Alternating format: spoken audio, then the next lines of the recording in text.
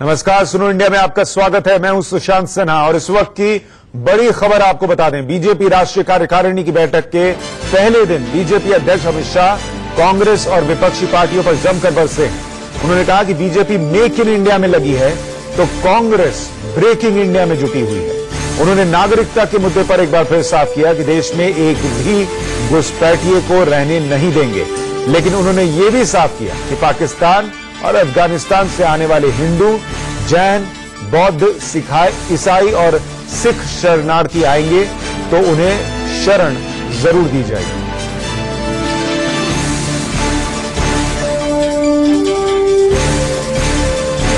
पांच राज्यों के विधानसभा चुनाव से ठीक पहले दिल्ली में बीजेपी की राष्ट्रीय कार्यकारिणी की 2 दिवसीय बैठक आज शुरू हुई है। पहले दिन की बैठक में पीएम मोदी भी पहुंचे हैं। बीजेपी की राष्ट्रीय कार्यकारिणी की बैठक ऐसे समय में हो रही है जब पार्टी के खिलाफ विपक्ष डॉलर के मुकाबले रुपए की कीमत में गिरावट, पेट्रोलियम पदार्थों की कीमतों में वृद्धि को लेकर हमलावर है।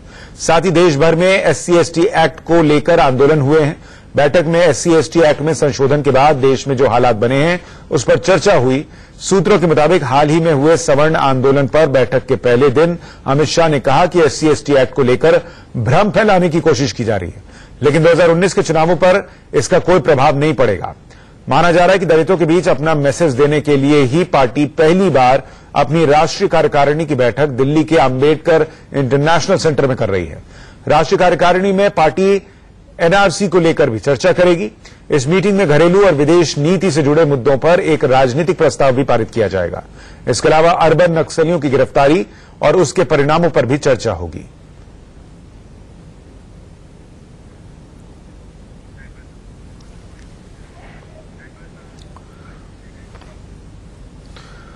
तो 2019 के चुनावी महासंग्राम की उल्टी गिनती के साथ बीजेपी ने अपनी तैयारियां तेज कर दी हैं। सूत्रों से खबर है कि मिशन 2019 की तैयारी को पुख्ता बनाए रखने के मकसद से बीजेपी संगठन चुनाव को टालने का फैसला कर सकती है।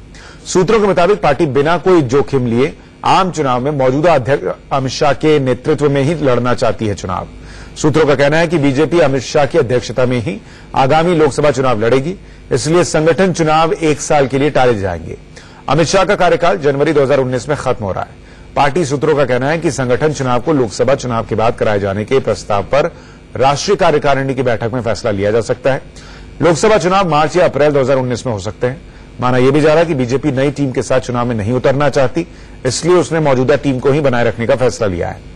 एक वजह यह भी है कि अमित शाह बीजेपी के सबसे सफल अध्यक्ष रहे हैं और उनके नेतृत्व में पार्टी का ग्राफ लगातार बढ़ा है, इसलिए पार्टी किसी तरह का जोखिम लेने के मूड में नहीं है। 2 दिवसीय राष्ट्रीय कार्यकारिणी की बैठक का उद्घाटन करने के बाद अमित शाह ने कहा कि पार्टी 2019 में स्पष्ट बहुमत के साथ जीत हासिल करेगी, क्योंकि पीएम मोदी जैसा लोकप्रिय नेता पार्टी के पास है। उन्होंने 2019 के लिए अजय बीजेपी का नारा दिया है।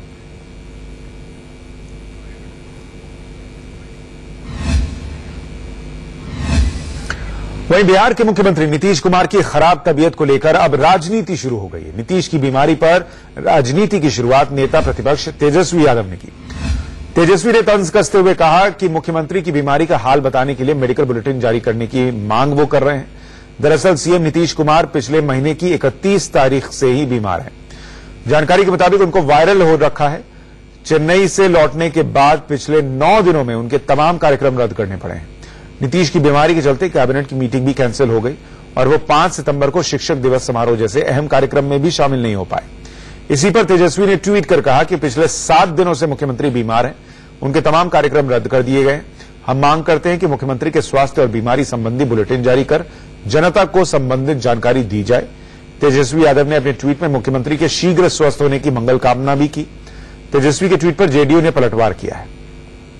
तेजस्वी यादव का ट्वीट बिल्कुल निहायत राजनीतिक ट्वीट है। वो तंज कस रहे हैं। मैं समझता हूं कि किसी भी व्यक्ति के स्वास्थ्य पर कोई भी व्यक्ति शुद्ध मानसिकता से कोई भी व्यक्ति ट्वीट नहीं कर सकता है। इसमें राजनीति की बू आ रही है। उधर जम्मू कश्मीर के पूर्व मुख्यमंत्री और नेशनल कॉन्फ्रेंस के अध्यक्ष फारूक अब्दुल्ला ने आर्टिकल 35A और 370 पर रुख स्पष्ट करने के लिए केंद्र सरकार को चेतावनी दी। अब्दुल्ला ने चेतावनी भरे लहजे में कहा कि केंद्र सरकार अगर इस पर अपना रुख स्पष्ट नहीं करती है तो उनकी पार्टी पंचायत चुनाव के साथ ही विधानसभा और लोकसभा चुनाव का भी बहिष्कार करेगी। उधर इस मुद्दे पर सियासी रार के बीच PDP ने भी पंचायत चुनाव के बहिष्कार की चेतावनी दे डाली। पीडीपी ने 2 टूक कहा है कि सरकार को पंचायत चुनाव और 35A से जुड़ी आशंकाओं को समाप्त करना चाहिए। इसके बाद ही पार्टी चुनाव में जाने को लेकर फैसला करेगी। दरअसल राष्ट्रीय सुरक्षा सलाहकार अजीत डोभाल के एक बयान के बाद इस मुद्दे पर सियासी सरगर्मी तेज हुई है। डोभाल ने पिछले दिनों कहा था कि जम्मू कश्मीर के लिए अलग संविधान होना संभवतः एक त्रुटि थी। उन्होंने इस बात पर भी जोर दिया कि संप्रभुता से कभी समझौता नहीं किया जा सकता।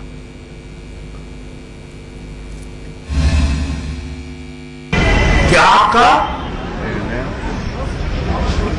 35A और 370 पे क्या स्टैंड है वो मुल्क के सामने क्लियर कर दीजिए।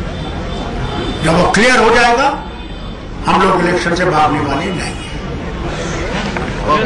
आज जम्मू के एक तरफ कर दिया और कश्मीर को एक तरफ कर दिया, और इसको जोड़ना अब इतना मुश्किल हो रहा है कि जितना ये चीजें करेंगे इससे हमारी मुसीबतें और बढ़ जाएंगी और फिर इस रियासत को संभालना बहुत मुश्किल होगा।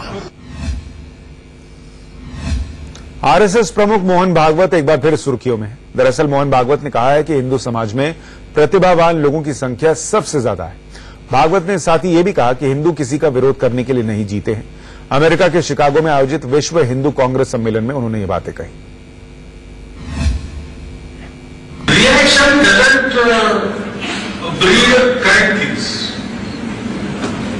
and for Hindus, all their endeavors are sarvesham avirodhena.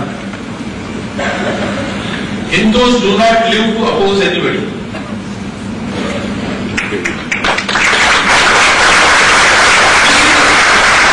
They are considered in agriculture. What do? They kill pests. But in traditional agriculture led by Hindu society, the pesticides cannot be called pesticides because they do not kill, they only control pests. Hindus recognize even right of pests to live and make their life.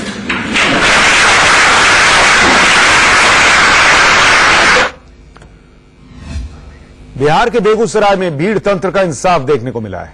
यहां school से एक छात्रा को अगवा करने की कोशिश कर रहे 3 लोगों की पीट कर हत्या कर दी गई।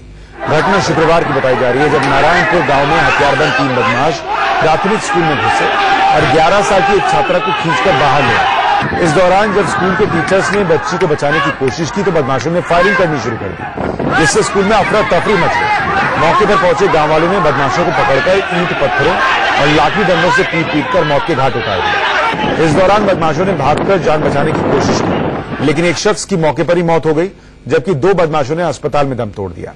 वहीं इस मामले में लापरवाही बरतने पर एसपी ने थाना प्रभारी को सस्पेंड कर दिया।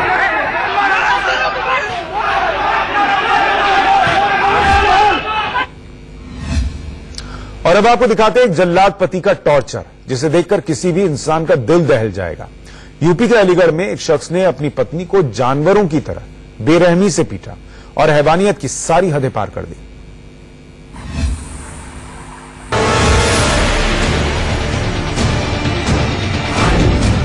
ये इंसान नहीं, जल्लाद है, जो इतनी बेरहमी से पत्नी को जानवरों की तरह पीट रहा है। महिला बदहवास हालत में जमीन पर गिर पड़ती है, लेकिन ये शैतान इस महिला पर लात घूंसों से एक बार फिर टूट पड़ता है।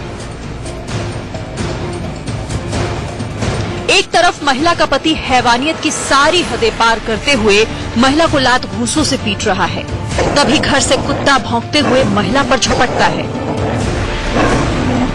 महिला किसी तरह संभलती है और एक बार फिर ये शख्स महिला पर टूट पड़ता है।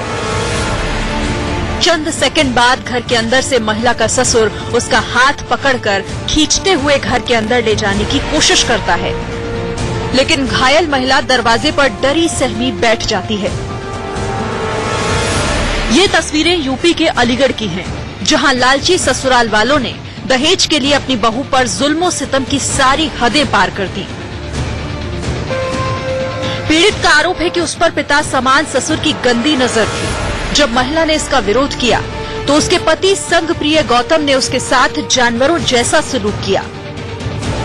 उसे जल्लादों की तरह मारा पीटा और उसके दोनों हाथ तक जला दिए। ससुर की मेरी तरफ बहुत गंदी निगाह थी कि कैसे भी करके इसको घर से निकालो। जिस रूम में कैमरा नहीं लग रहा था उस रूम में मुझे मारा जाता था। पीड़ित की शिकायत पर पुलिस ने आरोपी पति और उसके ससुराल वालों के खिलाफ केस दर्ज कर लिया है और जांच में जुट गई है। महेश जादौन के साथ bureau report, Aligarh, India news. अवैध तौर पर चल रहे शेल्टर होम्स और अनाथ आश्रमों से जुड़े विवाद थमने का नाम नहीं ले रहे। ताजा मामला जम्मू के कठुआ जिले प्रशासन ने अवैध रूप से चल रहे अनाथ आश्रम पर छापेमारी जो की है उससे जुड़ा हुआ है और वहां से 20 बच्चों को छुड़ाया गया है। इनमें 12 लड़के, 8 लड़कियां शामिल हैं। यह अनाथ आश्रम कठुआ के वार्ड नंबर 14 में बने एक घर में अवैध तौर पर चल रहा था। यहां के बच्चों ने चोरी छिपे किसी तरह जब स्थानीय लोगों से अपने उत्पीड़न की शिकायत की तो मामला पुलिस तक पहुंचा, जिसके बाद पुलिस ने यहां छापेमारी की। पुलिस ने अनाथ आश्रम के संचालक फादर एंथनी से आश्रम के दस्तावेज मांगे तो वो कोई दस्तावेज पेश ही नहीं कर सके। इसके बाद पुलिस ने उन्हें पूछताछ के लिए हिरासत में लिया। आश्रम से छुड़ाए गए बच्चों ने पादरी पर यौन शोषण के गंभीर आरोप लगाए। ये सभी बच्चे गरीब परिवार से हैं और पंजाब, हिमाचल, जम्मू कश्मीर के अलग अलग इलाकों से आकर इस आश्रम में रह रहे थे। फिलहाल सभी बच्चों को बाल आश्रम और नारी निकेतन शिफ्ट कर दिया गया है।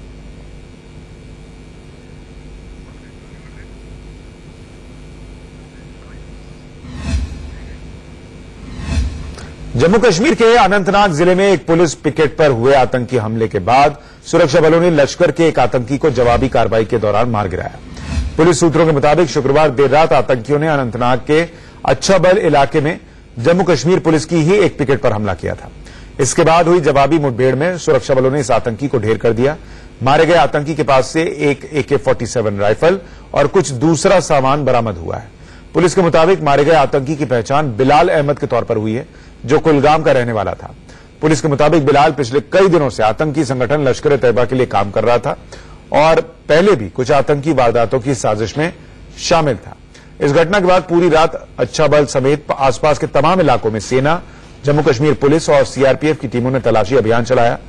माना जा रहा है कि इस इलाके में अभी कुछ और आतंकी छिपे हो सकते हैं।